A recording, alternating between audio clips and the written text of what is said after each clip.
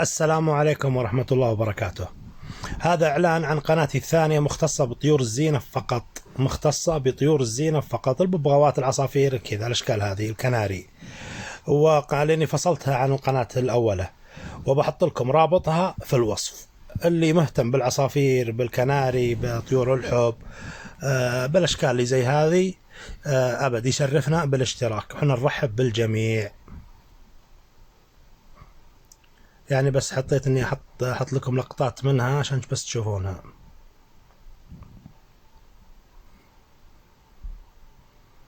طبعا اليوم انا ما عندي موضوع بصراحة، وحلقي تعبان شوي من امس، وانا ماني مضبوط، تعبان وش اسمه. وحبيت ايش اني ما اقطع عن التصوير، او اقطع عن القناة.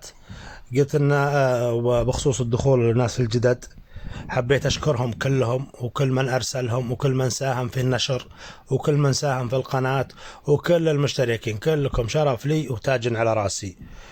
وحنا في خدمتكم، فاللي تبونه مرة، يعني توجيهاتكم، كلامكم، تعليقاتكم، كلها ناخذها بمحمل الجد، ونحاول ان ايش ننفذ الكلام كامل. طبعا اليوم على زي ما ذكرت، انا قلت اليوم ما في موضوع، بس لقطات كذا شوي.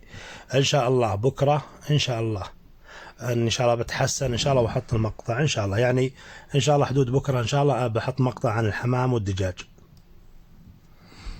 وانا اليوم نزلت مقطع عن طيور الزينه، لان شو اسمه اليوم ما ساعدني الجو، تعبان وكذا. قلت خل ذولي بكره ان شاء الله نصورهم في النهار، صورة زينه.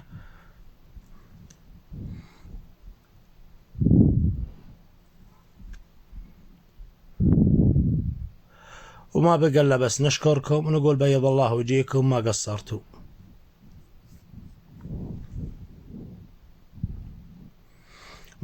على المشاهدة، واللي يشاهدنا جديد يشترك، واللي مشترك يعطينا لايك. ترى كثر اللايك ينفعنا، لأنه يطلع الصفحة، كل ما تكثر اللايكات يطلع الصفحة على الصفحة الرئيسية، عشان أي واحد يبحث يطلع عليه، تطلع له. يعني هذا السبب حرصنا على اللايك. وما يحتاج يعني من يوصيكم، انتم قدها وقدودها يعني، وفاهمين الوضع. اي واحد تعرفه، جروبات واي شيء فيه ناس يحبون الطيور او كذا، ما يمنع انك تنسخ الرابط وتحطه عندهم، تكون مساهم معنا في القناة. وطبعا واللي ما عنده بعد يعتبر مساهم، لانه يشاهد ويتابع معنا، وتعاليق ولايكات. وما بقى الا بس نشكركم، نقول بيض الله وجيكم.